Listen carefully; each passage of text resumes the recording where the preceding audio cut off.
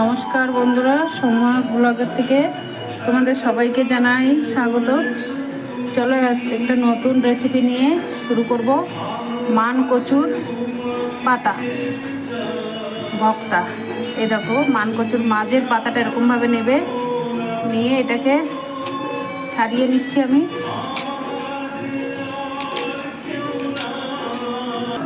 মান কচুর পাতাগুলো এরকম ছাড়িয়ে নেবে, তার সঙ্গে রসুন নেবে, লঙ্কা নেবে, কালো জিরে নেবে।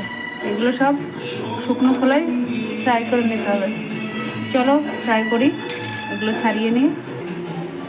চলো পাতাগুলো ছাড়িয়ে নিয়েছি, এবার উনুনটা জেলে দেখি, গ্যাসের ওভেনটা জ্বালিয়ে নিই।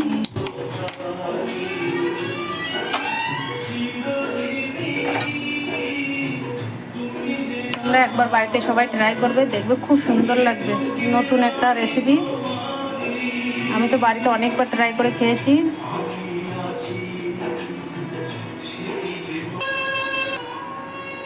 চলো এবার কড়াই গরম হয়ে গেছে, এগুলো সব দিয়ে দিলাম। শুকনো কড়াই ভেজে নিতে হবে, এগুলো ভাজি। একটুখানি নাড়াচাড়া করে এই রসুনের যে কাঁচা গন্ধটা এটা চলে গেলে নামিয়ে নেবো আমি।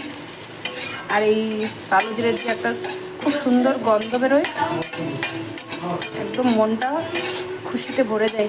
কালো জিরে আর রসুন আর কাঁচা লঙ্কার গন্ধ, কালো জিরের গন্ধ আর শুকনো লঙ্কা আর রসুনের গন্ধ, আমার তো জিভে জল এসে যাচ্ছে এখনই এই রেসিপিটা খাওয়ার জন্য।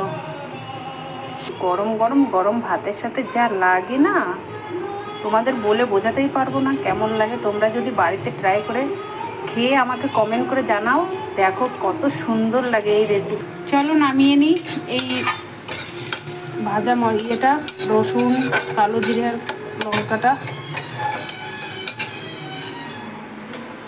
তেল দিয়ে কচুর শাকগুলো ভেজে নেব, একটুখানি সরষের তেল দিয়ে।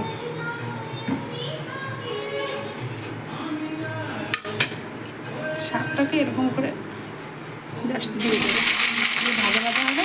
তারপর নামিয়ে নিয়ে ওটাকে ছুরি পাতাতে বাটতে হবে।